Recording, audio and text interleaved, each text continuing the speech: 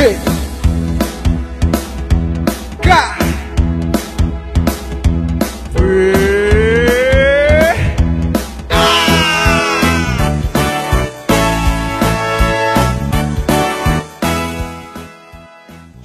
adik-adik, selamat datang di ibadah sekolah minggu online GKPA Penjernihan.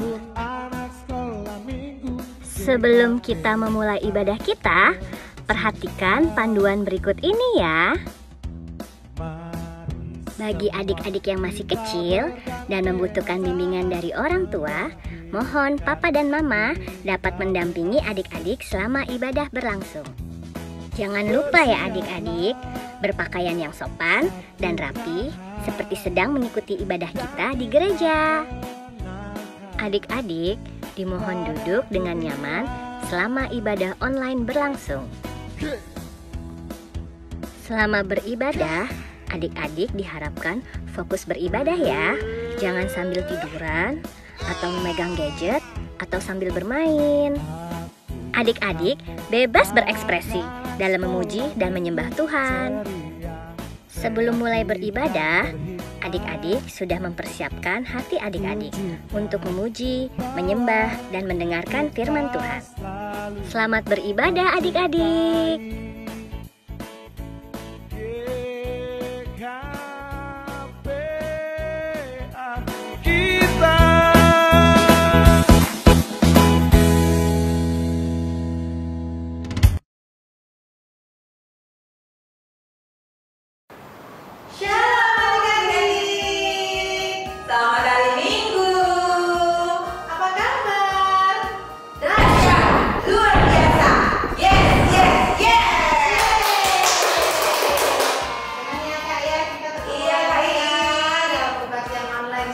Betul Kak Iki, bahagia bisa ikut sama-sama beribadah Kak. Pasti dong, pasti adik-adik juga kan? Semua udah mandi kan? Udah siap mau ikut ibadah online pagi hari ini?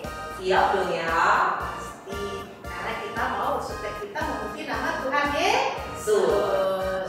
Adik-adik semuanya pastinya sudah mandi dan juga sudah makan.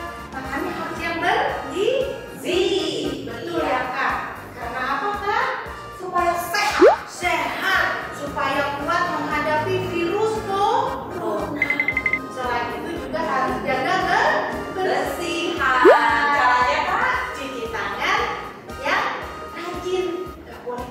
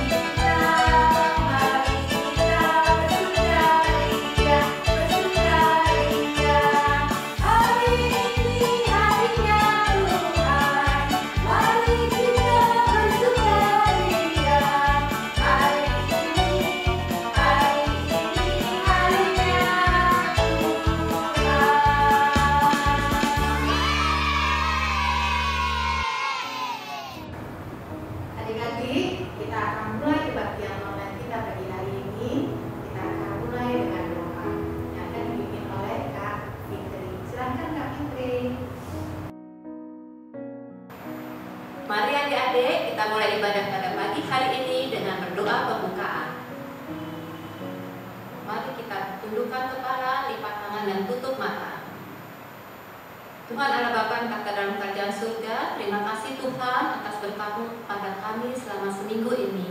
Terima kasih untuk penyertaan, kesehatan, dan berkat yang begitu berlimpah. Terima kasih untuk orang tua yang boleh membimbing kami semua. Tuhan Yesus, kami juga menyerahkan kakak-kakak sekolah minggu yang akan bertugas pada ibadah minggu pagi ini. Bapak berkati Kak Ii, Kak Sondang Supadi, Kak Ria, Kak Simon, serta Evelyn yang akan membawakan epistel. Terima kasih ya Tuhan, kami menyerahkan ibadah ini dari awal, pertengahan, hingga akhirnya. Dalam nama Tuhan Yesus, kami telah berdoa dan mengucap syukur. Yang percaya katakan amin. Adik-adik, kita akan masuk ke dalam forum yang akan dibawakan oleh Kak Ria. Namun sebelumnya kita akan menyanyi dulu lagu Tore Dong dan Saya Puji-Puji. Mari kita semua bangkit berdiri. Musik.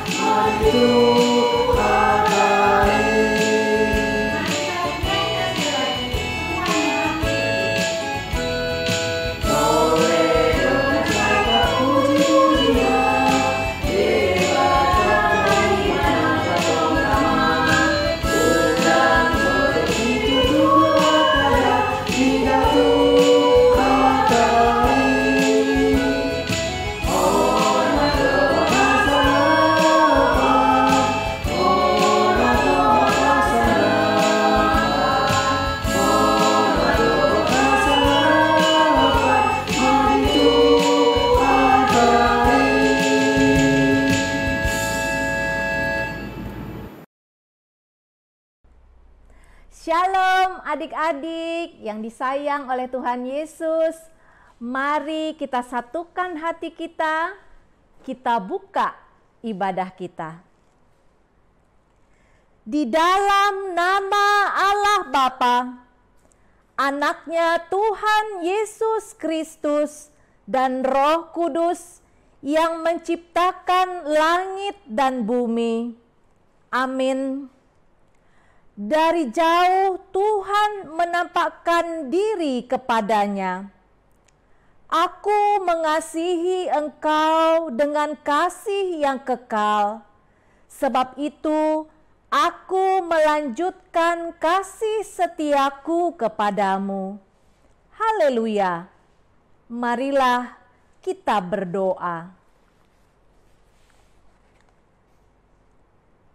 Ya Tuhan Allah yang Maha Kuasa, berikanlah bagi kami iman yang benar, yang tumbuh dan kuat.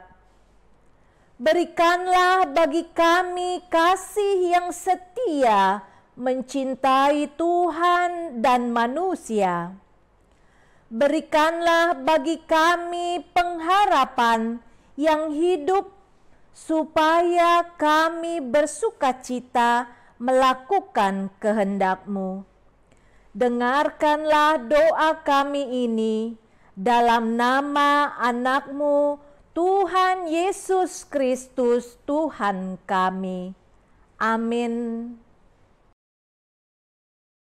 Adik-adik, pasti semua adik-adik semua sukacita di hari ini. Begitu juga dengan kakak sama sini. Kak Sonda juga ya Kak? Oh iya Kak. Kenapa Kak kok bisa sukacita? Sukacita karena kayak hari ini udah libur karena baru kerja kata kakak dulu. Oh kakak senang nih Kak Iri, rasanya pengen nyanyi. Oh iya, ini selalu bernyanyi ya. Senang deh. Oke kalau gitu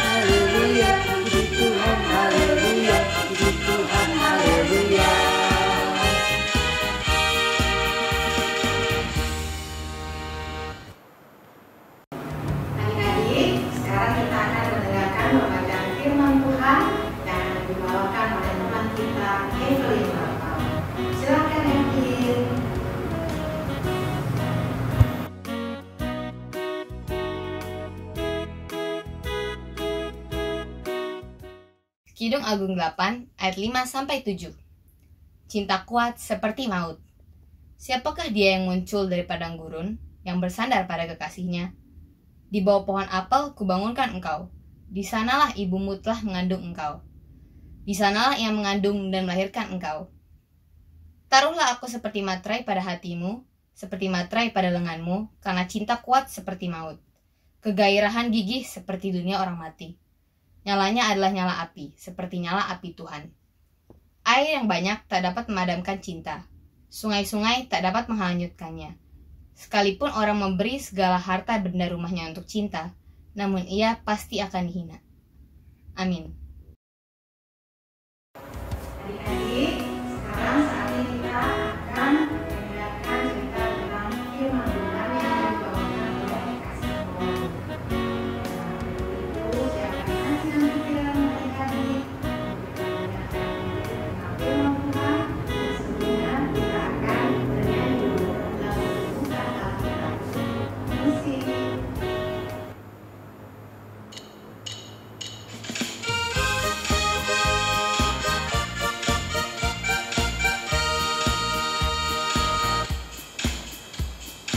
Buka Alkitabku, lalu ku baca. Firman Tuhan ada di hatiku, ada di langkahku, ada di hidupku. Yang terus terus siap hidupku. Berbuah, berbuah, berbuah, berbuah, berbuah, berbuah, berbuah, berbuah. Baca kitab suci, doa tiap hari, doa tiap hari, doa tiap hari. Baca kitab suci, doa tiap hari kalau mau tumbuh, kalau mau tumbuh. Haleluya, baca kitab suci, doa tiap hari kalau mau tumbuh. Silakan Kak Simon.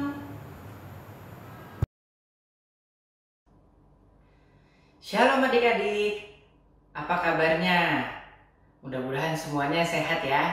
Sekarang kita sudah masuk dalam pemberitaan firman Tuhan.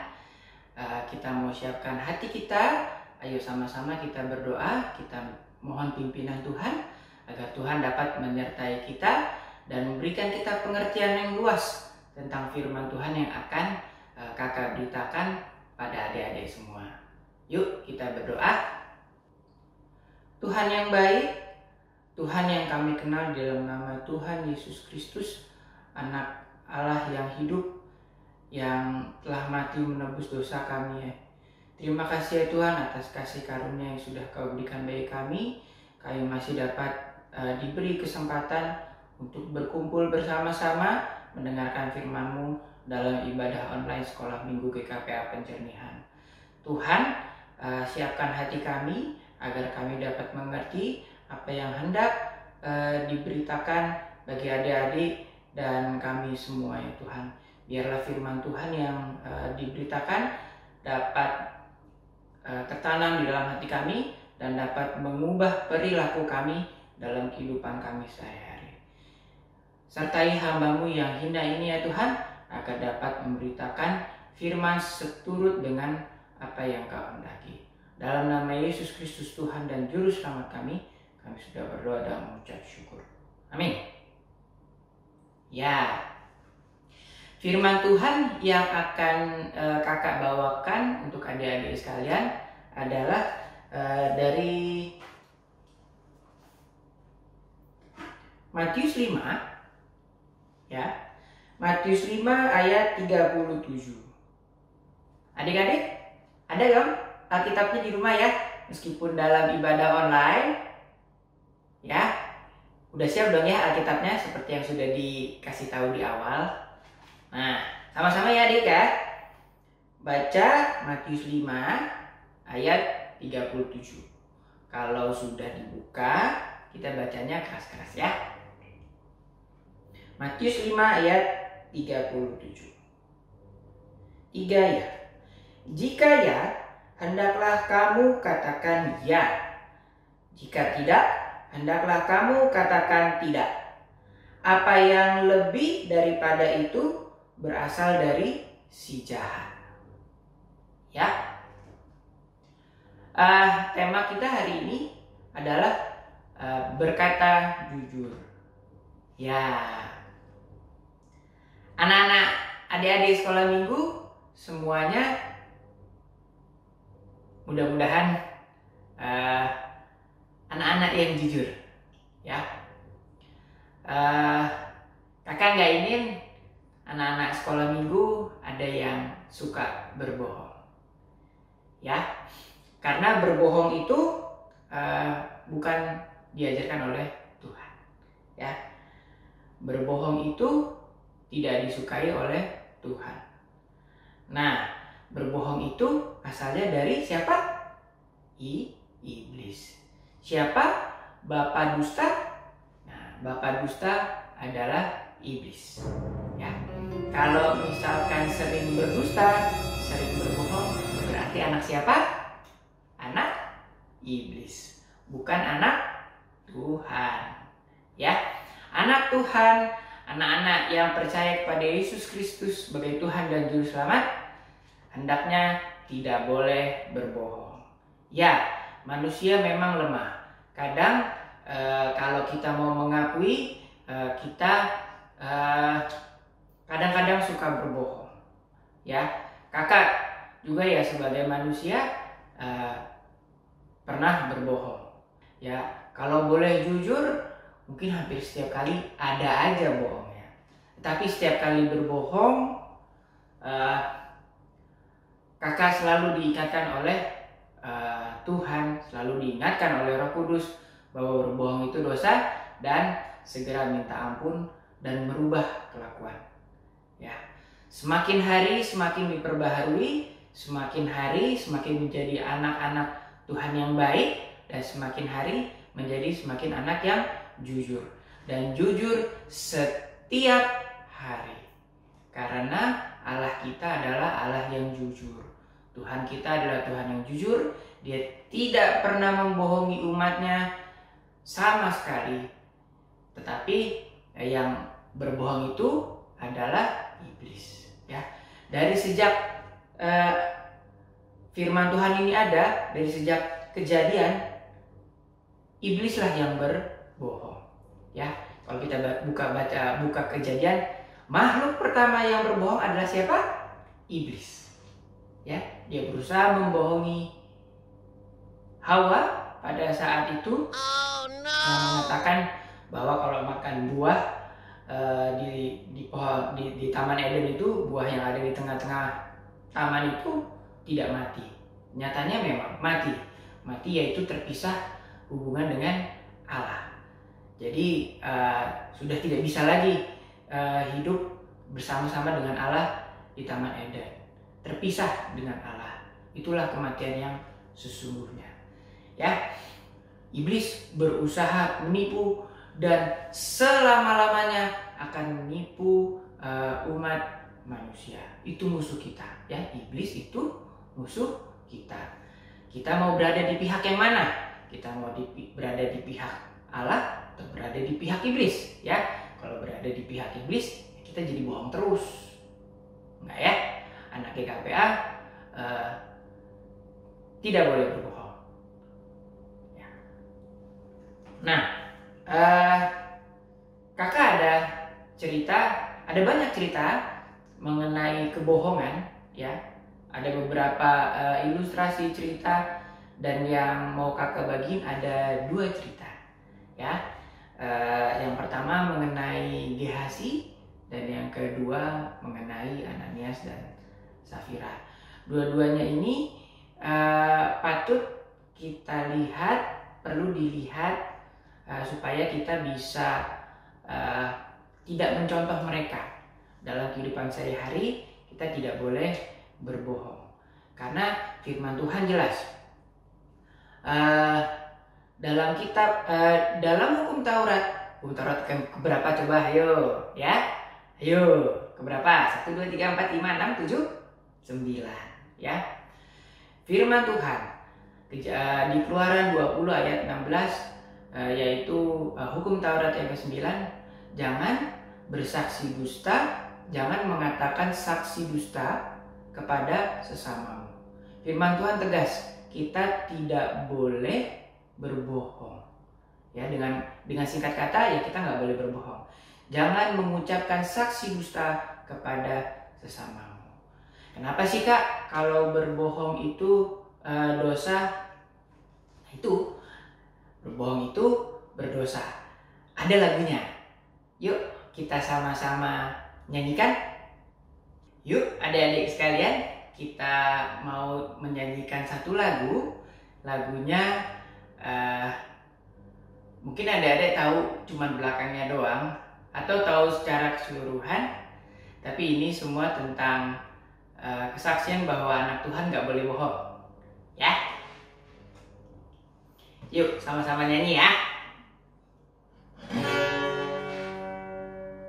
3, ya.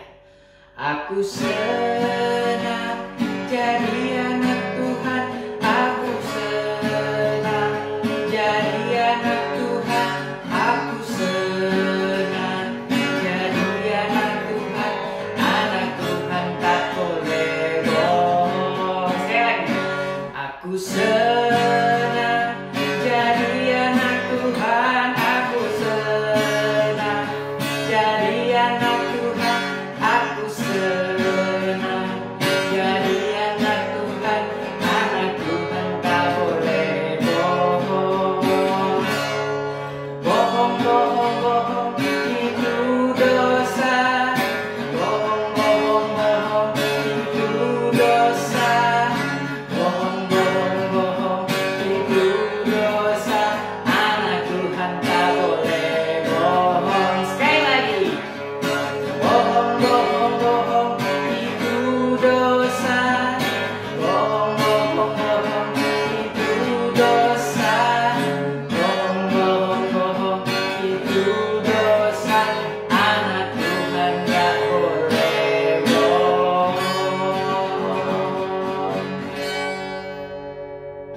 Ya, tadi udah sama-sama nyanyi ya. Nah, sekarang kita mau dengerin cerita dulu. Baru nanti kita sama-sama mengetahui alasannya kenapa. Oke? Nah, yang pertama kakak mau menceritakan tentang Gehasi. Siapa sih Gehasi?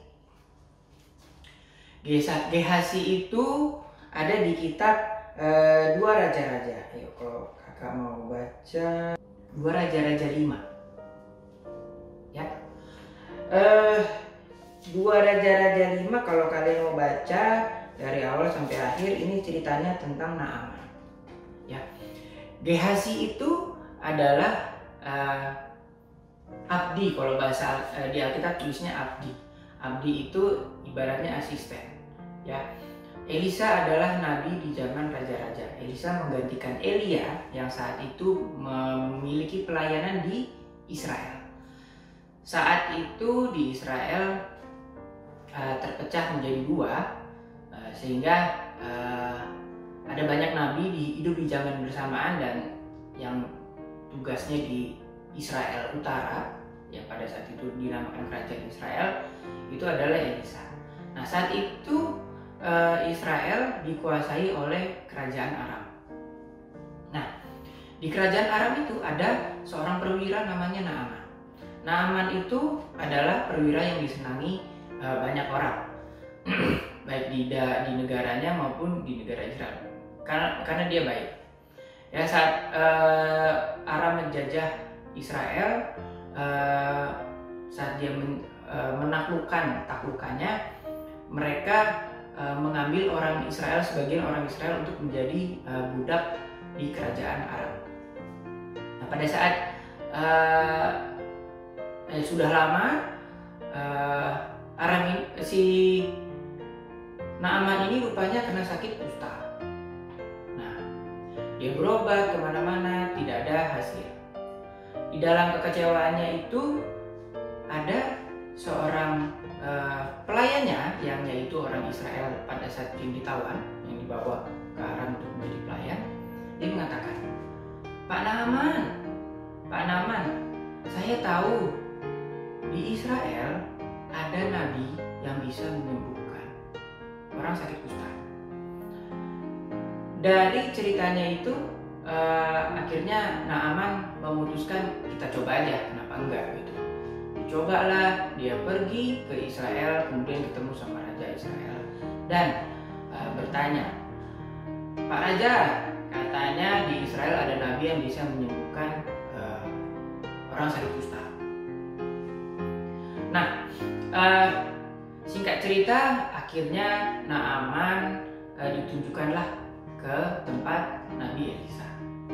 Nah, pergilah dia si Naaman ini ke rumahnya Nabi Elisa. Nah, di rumahnya Nabi Elisa dia nggak ketemu sama Nabi Elisa. Ternyata Nabi Elisa sudah menitipkan pesan kepada abdinya yaitu si Gehazi. Dibilang sama Gehazi, Pak Naaman, tadi Pak Nabi Elisa sudah masih tahu saya nih, kalau Pak Naaman mau sembuh dari kusta, Pak Naaman mandi berendam di Sungai Yordan sebanyak 7 kali. Ya awalnya Naaman kesel, ya singkat cerita, akhirnya Naaman pergi juga dan mandi di Sungai Yordan sebanyak 7 kali. Puji Tuhan, akhirnya Naaman sembuh. Nah, setelah dia sembuh, dia bersuka cita dan kembali ke rumahnya Elisa. Setelah sekembalinya dia ke rumahnya Elisa, Naaman bertemu dengan Elisa dan berterima kasih dan hendak memberikan hadiah yang dia bawa dari negeri Aram. Nah, begitu banyaknya hadiah, tapi Naaman tolak. Tapi Elisa tolak. Tidak, ya, yang menyembuhkan itu adalah kuasa Tuhan, bukan Elisa. Saya tidak berhak menerima apapun. Oleh sebab itu simpan saja hadiah itu.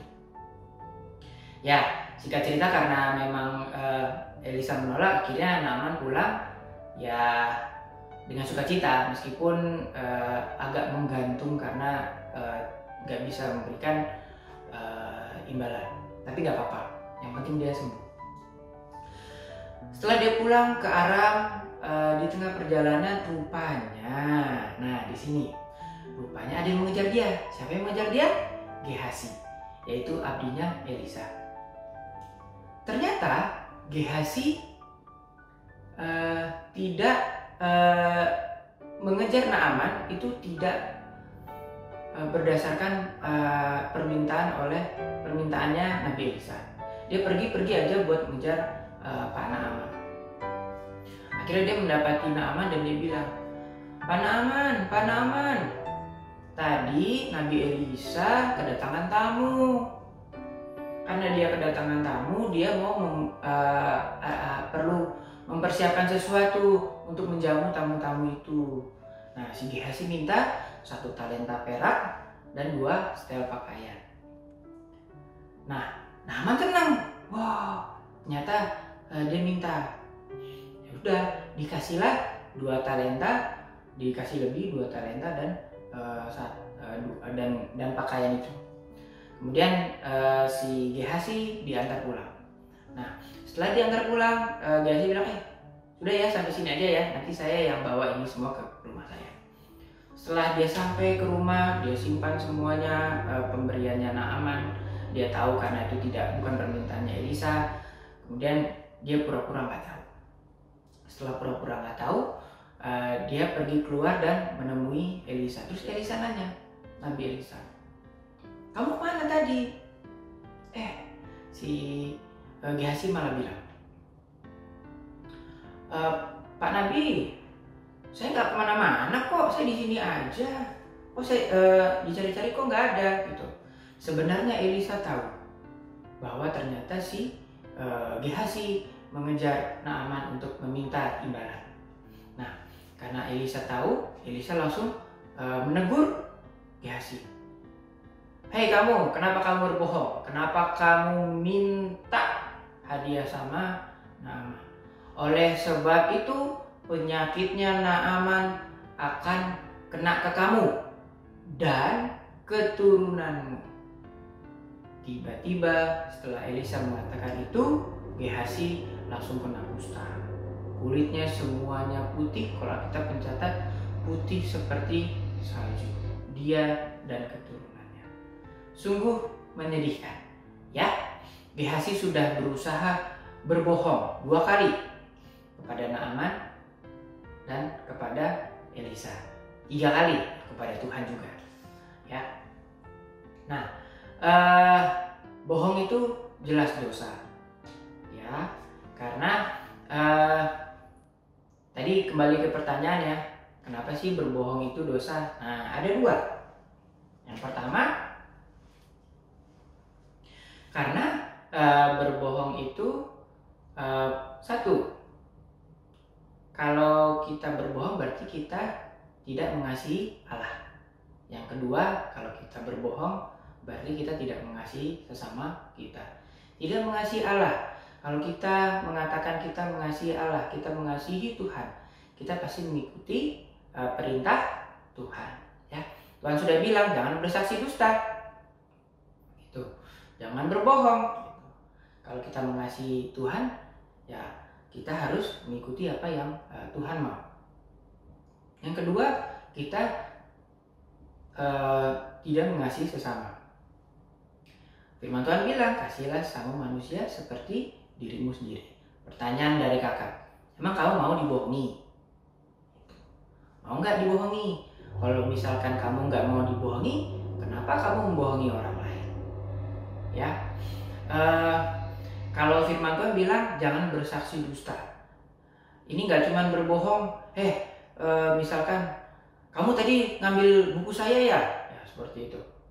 Nggak cuma sekedar itu, ngegosipin orang juga bohong itu namanya. Ya, bersaksi dusta. Ya, nggak harus bohong, ngegosipin orang, memfitnah orang, ngomongin orang yang jelek-jelek, seperti itu. Itu juga termasuk berbohong. Ya, itu Tuhan tidak suka. Firman Tuhan tadi bilang jelas ya, katakan ya jika ya, katakan tidak jika tidak. Lebih daripada itu adalah dari si jahat, dari si iblis. Kalau misalkan ditanya sama temannya tentang apapun, jawablah sejujur-jujurnya, karena itulah yang Tuhan inginkan. Nah, berbohong juga pasti ada kelanjutannya, ada akibatnya. Ya, ada akibat dari perbuatan bohong itu.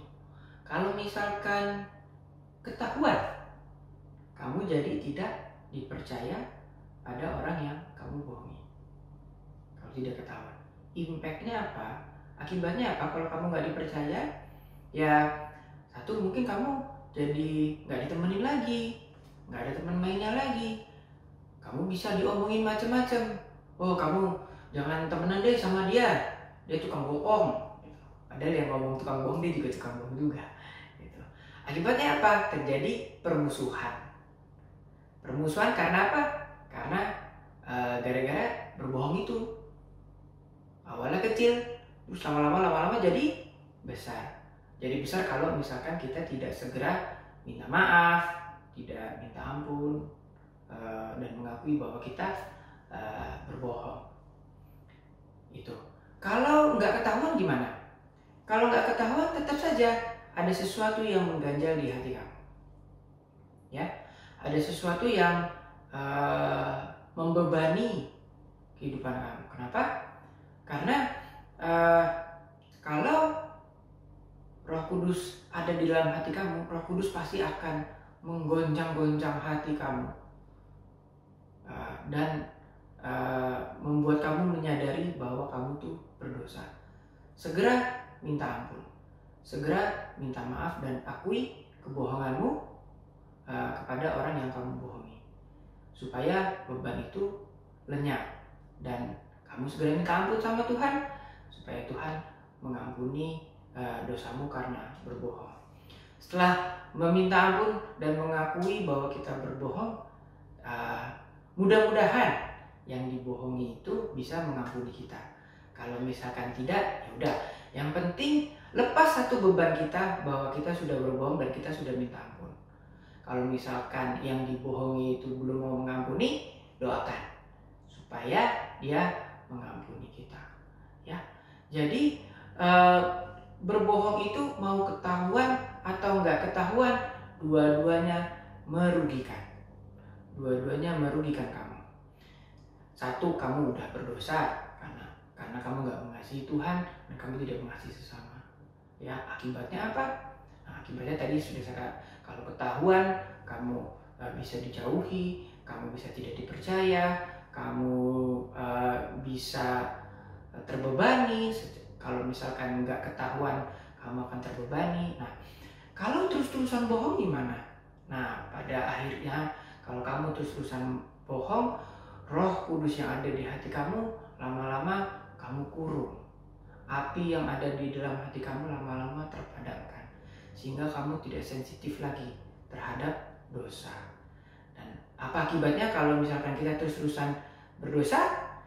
Roma mengatakan bahwa upah dosa adalah maut. Ya, kita jadi anak-anak iblis kalau misalkan kita berbohong terus. Ya, bapa segala dusta. Emang kamu mau punya bapak iblis?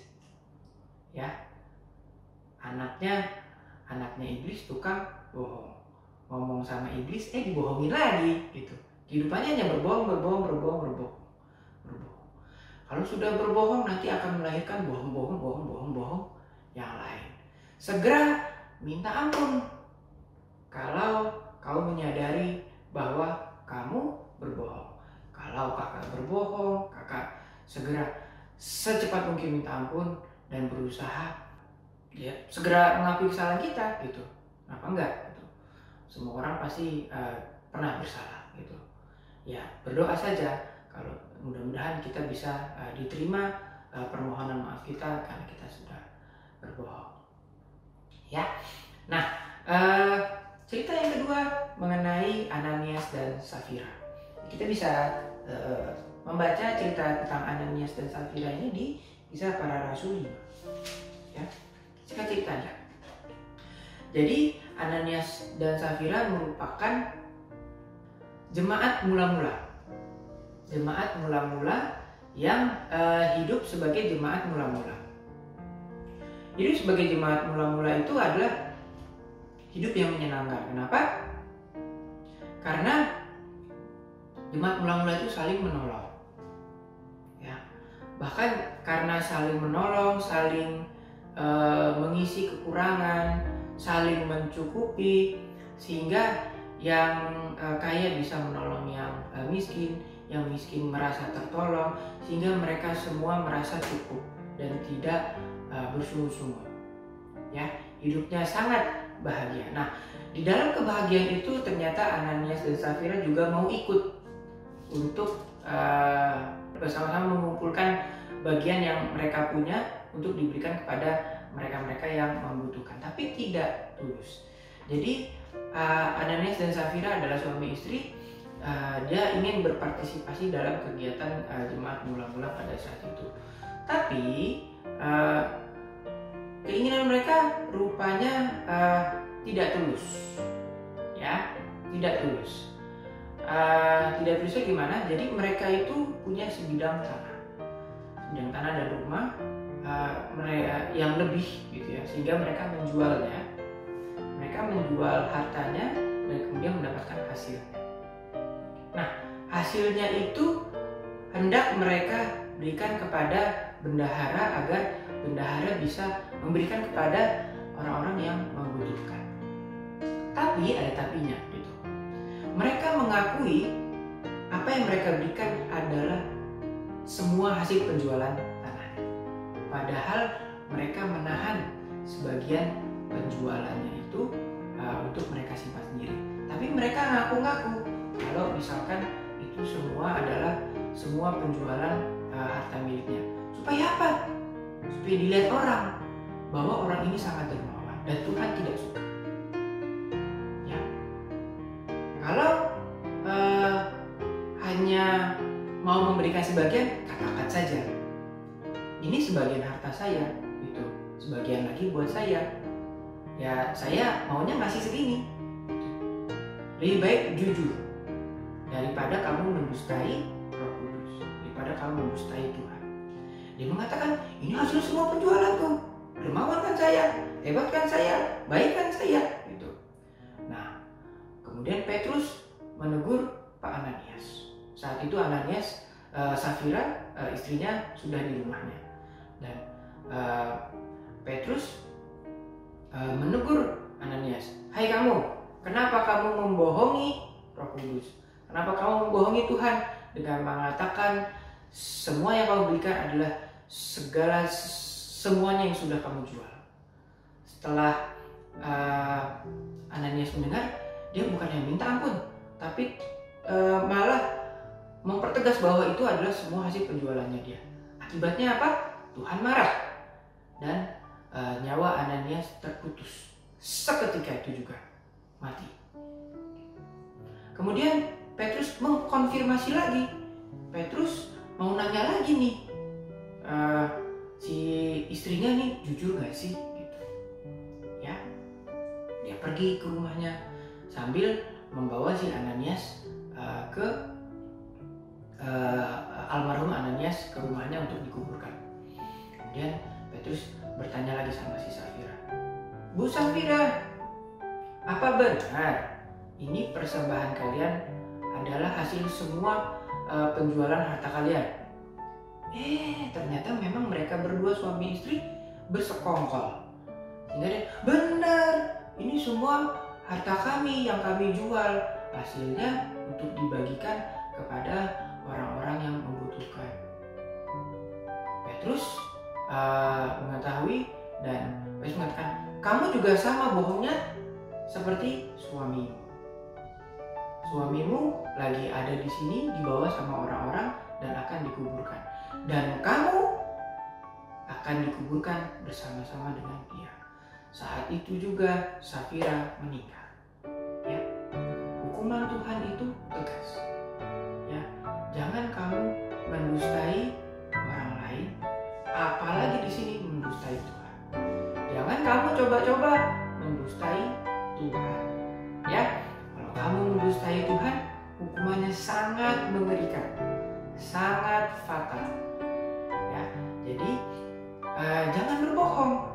Katakan ya jika ya, katakan tidak jika tidak. Dan singkat cerita, katakan apa adanya. Orang Kristen itu apa adanya. Penampilannya ya apa adanya. Kalau memang cuman bisa segini ya segini. Cuman mampu segitu ya segitu. Jangan berusaha melebih-lebihkan. Gitu. Kalau misalkan kita cuman bisa kasih sama Tuhan ya akui. Misalkan cuma bisa kasih segini ya segini. Seberapapun akui itu di hadapan Tuhan dengan sejujur-jujurnya. Ya, karena firman Tuhan tegas, hukum Taurat tegas mengatakan jangan bersaksi dusta kepada sesamamu. Jangan mengucapkan saksi dusta terhadap sesamamu. Kalau sesama saja kita nggak boleh bersaksi dusta, apalagi sama Tuhan. Ya, siapa yang sering dikasih persembahan sama orang tuanya terus nggak dikasih sepenuhnya ke waktu pas sekolah minggu? Siapa? Ayo, jangan ya. Mudah-mudahan tidak ada yang melakukan seperti itu. Ya, anak sekolah minggu kalau diberikan kepercayaan oleh orang tuanya untuk memberikan persembahan, kasih seutuhnya. Jangan membohongi orang tuamu.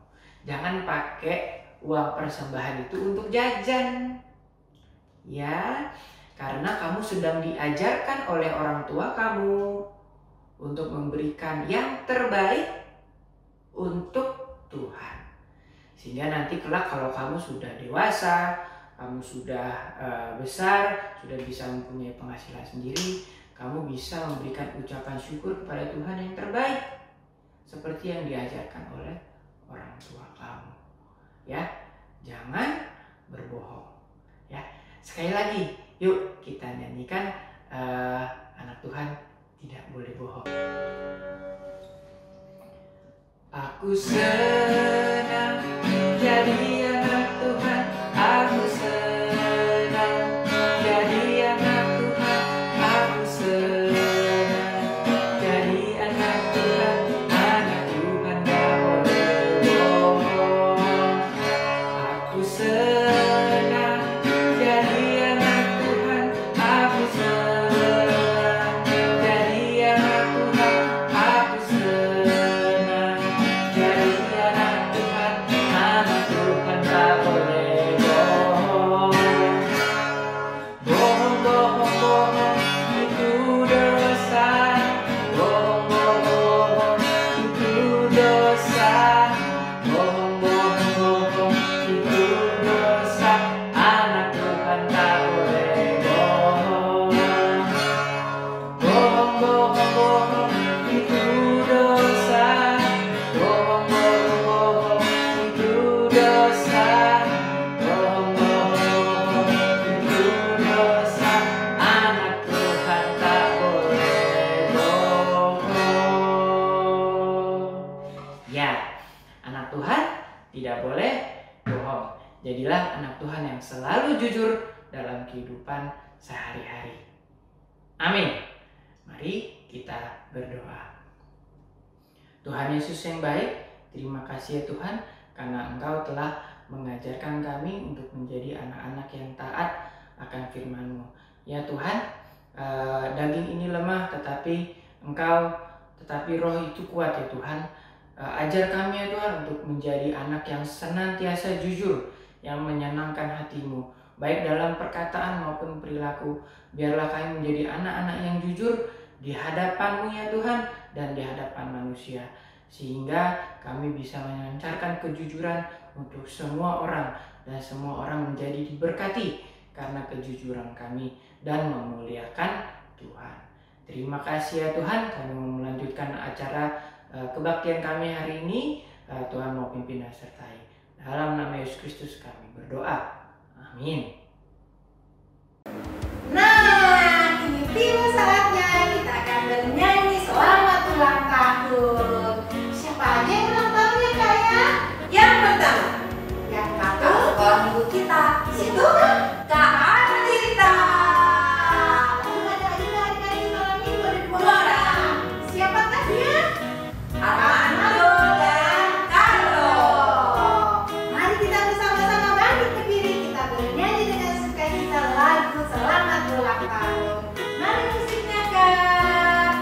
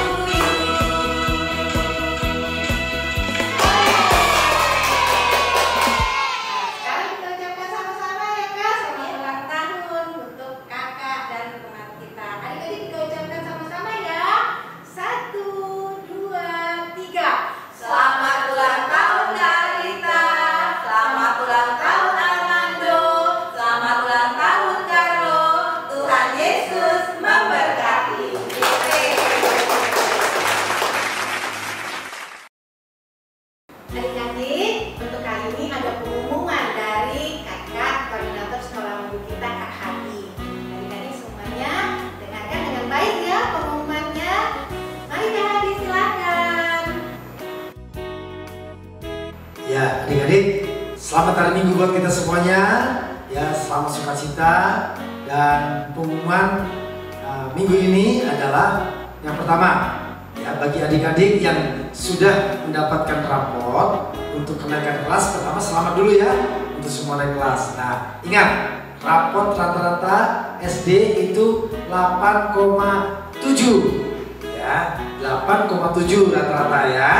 Kemudian yang SMP itu 8,5, yang SMA 80 ya. Jadi nanti ada piala, ada hadiah ya. Tapi tahun ini nggak ada voucher jadi ya, nggak ada voucher ya, ada hadiah dan hadiah piala ya.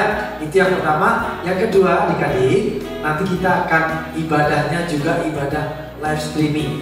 Nah, jadi ibadah langsung, adik-adik di rumah lihat kakak-kakak langsung melalui TV yang ada. Itu yang tadi sampaikan. Sekali lagi, rapor dikumpulkan ke Kak Hadi atau melalui WA atau gereja. Nanti kita akan umumkan kepada siapa-siapa yang mendapatkan juara di SD rata-rata 8,7, SMP 8,5, dan SMA 80. Demikian untuk pengumuman hari ini. Tuhan Yesus memberkati. Adik-adik, kita akan tutup ibadah kita di pagi hari ini. Nanti akan ditutup doa oleh Kak Fitri dan berkat-berkat dia.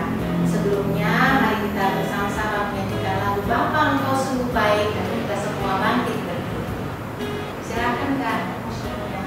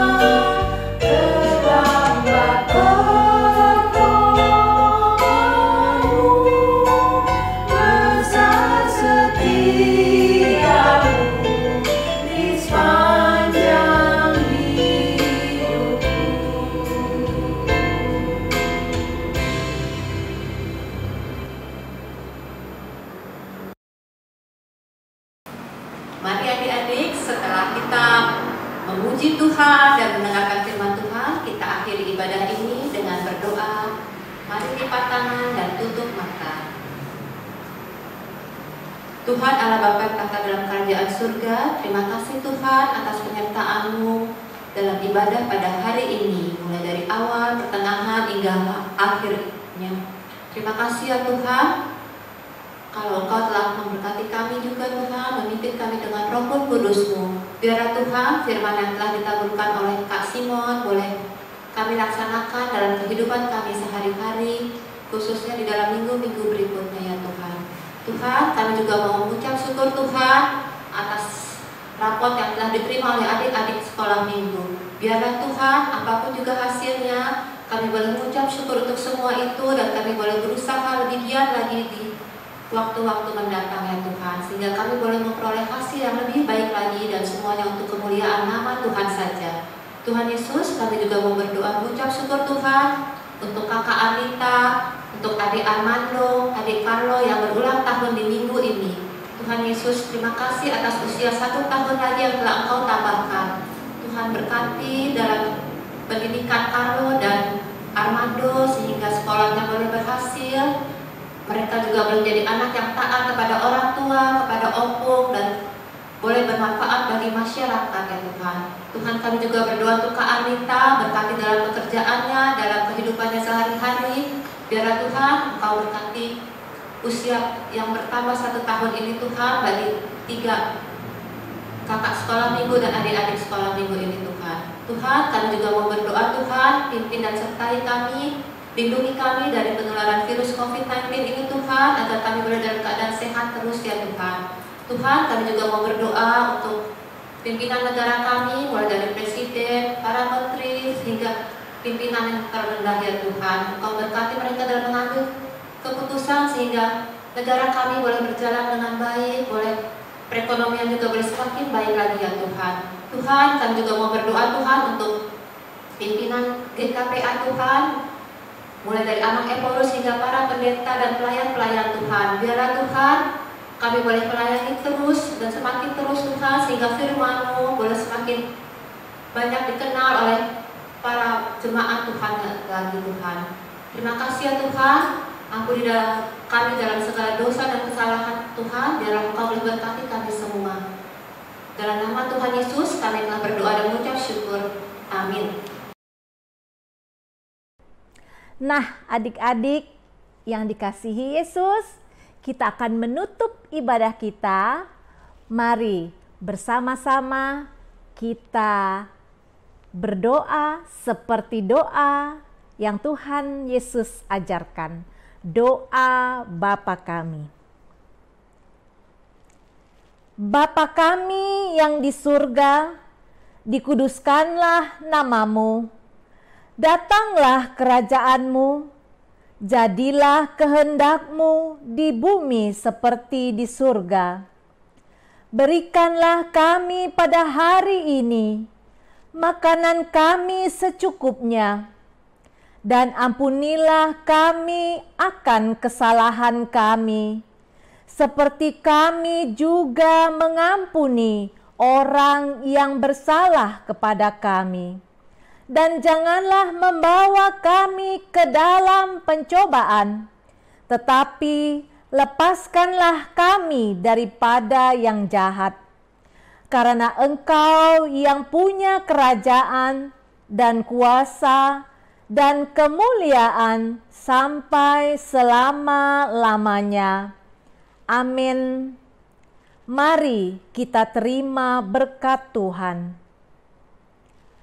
Anugerah Tuhan Yesus Kristus, kasih setia Allah Bapa, dan persekutuan Roh Kudus menyertai kita mulai hari ini, kekal sampai selama-lamanya. Amin. Bapa, terima kasih.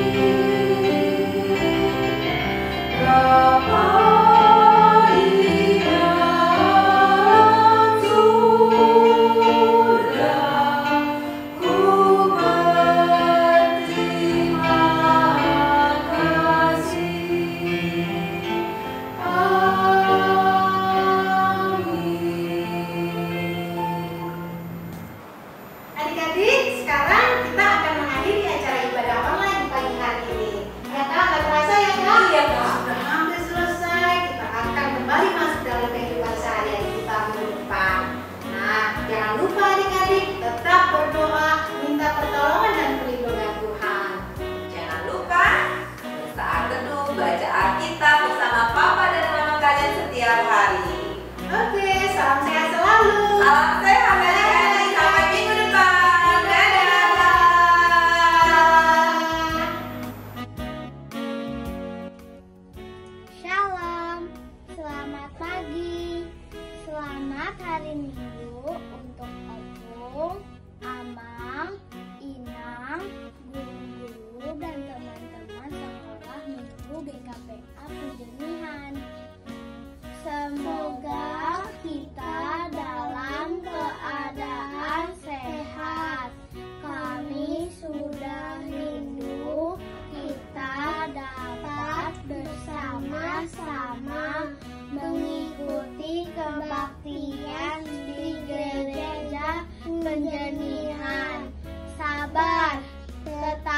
semangat dan tetap di rumah. Dan jangan lupa mengikuti ibadah online sekolah minggu ya. Tuhan Yesus Kristus memberkati. Horas, horas.